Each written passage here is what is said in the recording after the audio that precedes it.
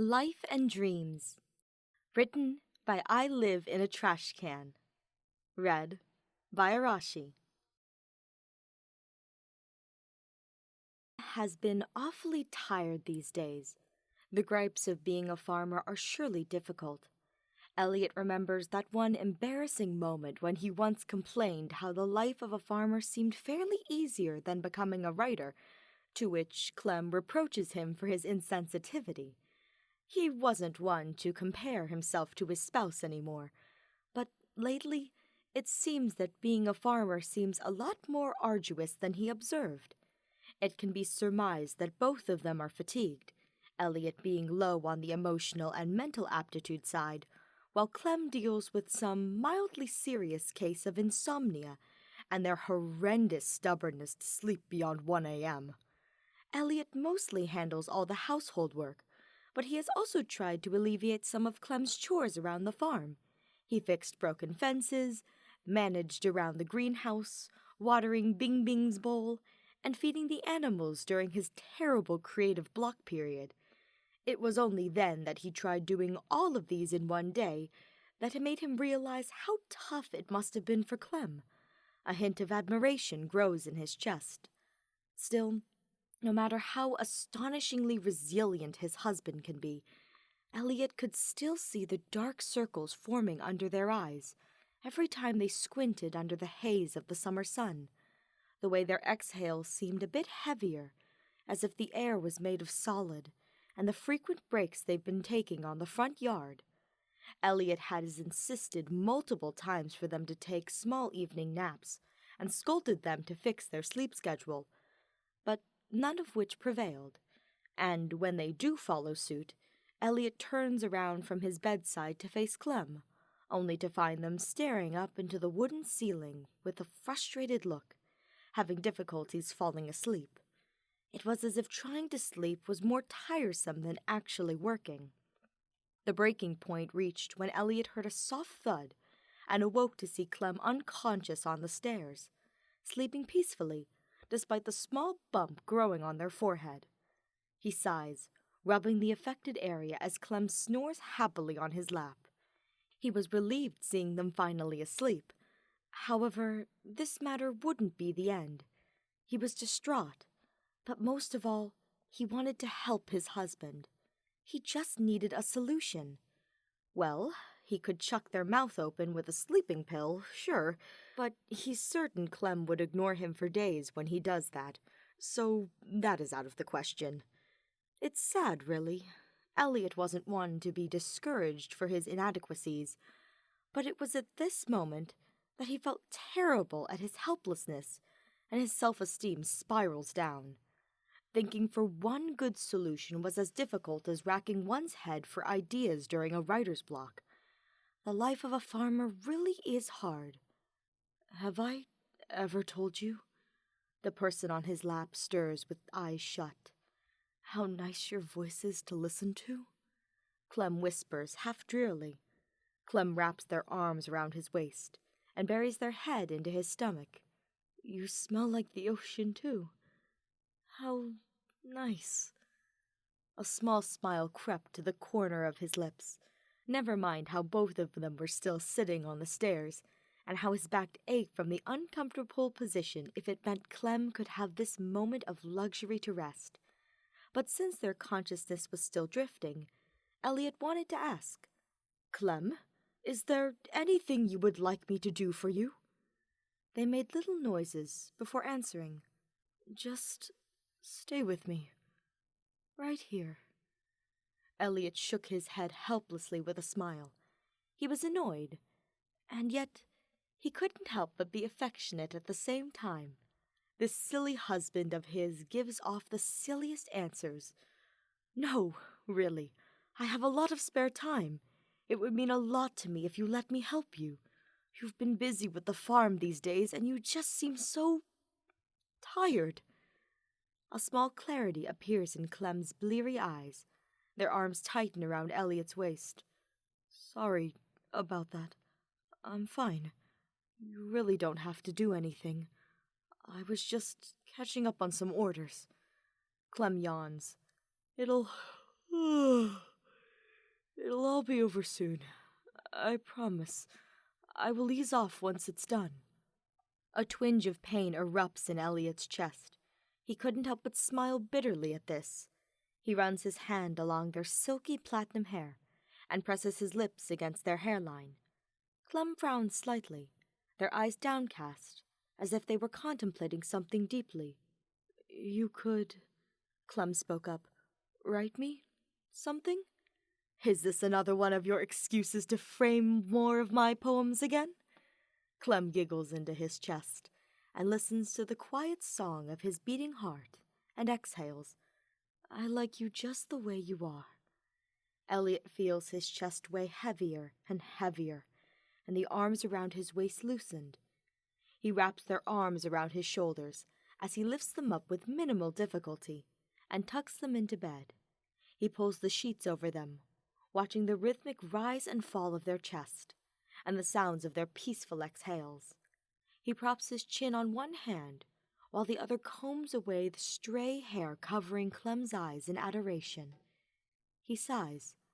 It's such a hassle, honestly. He has never cared this much for a person before, and his heart has never ached this much from loving. But he thinks that this is true passion. Like writing, it is something that he can work for, to love and hate at the same time. It's something that makes him feel alive. The clock ticks loudly in the midnight silence. He doesn't know how long he had been staring at them for. It just somehow felt strange to see them soundly asleep. That isn't a good sentiment, though. He needs to come up with something. Thankfully, he just did. He finally got rid of that creative block now. The 1 month of heinous order from Pierre has finally been completed. Clem feels the immense relief wash over their whole being. Their soul could practically slip out of their mouth.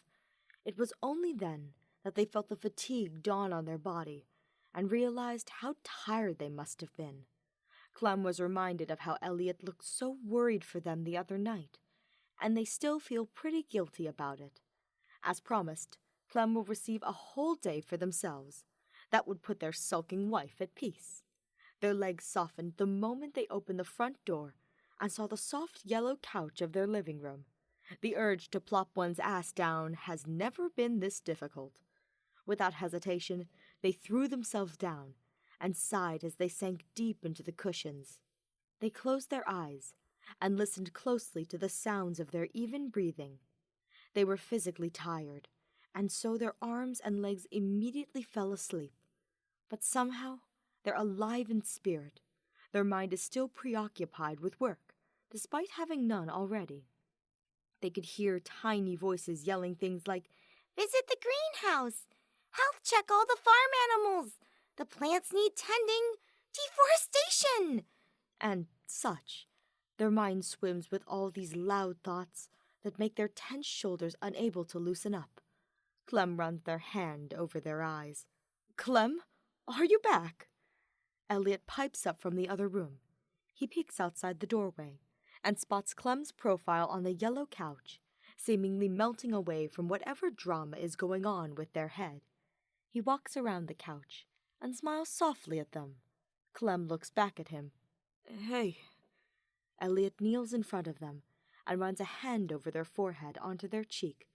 "It's time to make that promise true," Elliott says. Clem nodded. Elliott takes their hand and leads towards the kitchen where they dined together. Clem had always loved it when Elliott cooks. It was as if it was a silent communication between them. Sometimes, Elliott cooks tomka when he dreams of the ocean, or hands over a plate of stir-fried vegetables whenever he is reminded of spring days. It's a wonder how this man could create poetry through anything his hands could touch, as if he held the pen and wrote the world in paragraphs. Usually they clean after dinner, but instead, Clem was presented with their favorite dessert, a plate of sea-foam pudding. Clem's eyes brighten at this, and they turn around to grin at Elliott, who was smiling warmly at them. Clem's hollowed stomach was filled to the brim. It's been so long since Clem has ever felt good about eating this much, After they have rested a bit around the living room, Elliott takes them upstairs towards their bedroom. Clem climbs over the bed, while Elliott turns to the dresser and picks up his writing book. "Elliott, I know you've missed me, but I'm afraid I won't be able to perform well. My body is tired and I must rest first. Please spare me," Clem said teasingly, and hugged the sheets around themselves dramatically. Elliott chokes, but he straightens himself up while a small flush rests on his cheeks. "Obviously not." Clem laughs. Elliott approaches the bedside and sits next to them. Clem had themselves laying down promptly on the sheets after seeing the book at hand. They may have been busy around these past few weeks, but Clem wasn't going to pretend that they didn't see the piles of crumpled paper littered around Elliott's space and his hunched back over his desk. It's just that Clem didn't expect that Elliott would use that opportunity to write for them instead. But it was always a delight to see Elliott working after struggling with writer's block for a long time. The life of a writer must be hard. Their eyes softened as they continued to stare at Elliott's profile, lit up by the glowing lamp next to him that defined his pretty features. "I wrote a little something for you that I think can help you rest, and since you asked me to write one before." Clem smiles. Elliott flips through a couple of pages from his book and clears his throat. He took a small glance at Clem and smiled. This brief story is called "Walking into That Good Night." Elliott quietly spoke. He looks at his spouse, who is tucked in bed like a child with rapt attention, holding the blanket near their chin. He takes a small breath. Clarence was a man in his late 20s. He was a hard-working man, and was often compared to by his peers, which caused spite amongst others. Because he was hard-working, he was rewarded for it. Money, fame, power, resolution. In short, he was a successful man. "He sounds a lot like me," Clem comments, turning and hugging the pillow on their head. Elliott chuckles. But there was one problem. He was too hard-working. He worked so much, he never realized his body needed sleep. He worked too hard, and never realized how much his wife grew worried for him. And most of all, he worked so much that he didn't realize that he had forgotten himself. Clem felt that there was a scolding tone behind that last phrase, and couldn't help but smile apologetically. It wasn't such a bad thing, of course. Elliott spoke, as if he was talking to Clem. That hard work was born from love, after all, which is why, one night, the Sandman came. He had watched many people slumber, and provided them with both dreams and nightmares. For a long time, he had watched over Clarence, and believed that he, out of all people, was deserving of a better reward. And so, he decided to give him a little gift. Dreams are all small and big. "Tell me, what is it that you wish to dream?" the Sandman asked.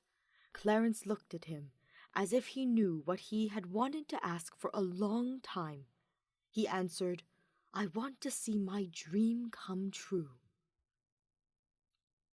He remembers the first time he arrived in town. The gasp of fresh air didn't feel as if he was swallowing down stone, like the polluted smoke in the old city where he once lived.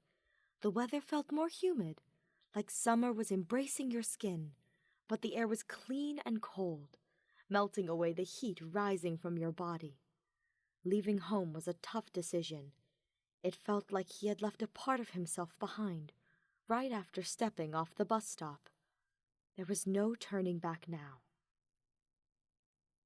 The wet sand seeps between the space of his toes as the water bubbles up near his feet. The water was so blue he could almost taste the salt in his mouth. A tiny crab crawled on the nearby shore and made its way into the cold and lonely cabin from afar. It snuck its way inside between the small crack in the door. He couldn't help but sigh in dismay. "I wonder how that place hasn't broken down yet," he thought. Seeing the cabin sitting quietly from afar, surrounded by billowing trees and empty of people, it seemed so lonely. That cabin oddly felt just like him, alone, on this deserted beach, and housing all your uncertainties and insecurities. He never regretted leaving, but he does wonder whether or not he made the correct choice. Sometimes, when the days are bad, he finds himself stuck in his headspace, trying to push away that clouding anxiety paralyzing his body from writing a single word down. It was much harder to stop the hazy tears from staining the only few good papers he has beneath him. Every day feels like running. He's running out of time, out of space. Writing. It's the only thing he has ever known, but turning that as a means of living is painful. What is a dream if you're only alive for a brief moment? What was the point of achieving a dream if it ends? What is the point of everything he's done to come here when he's so afraid of finishing his book and paralyzed by uncertain future? Would life have meaning by then? With a ball in hand, he threw it across the shore. Bing Bing ran across you and dove into the water's blue, and he chased the green ball, quietly carried by the waves.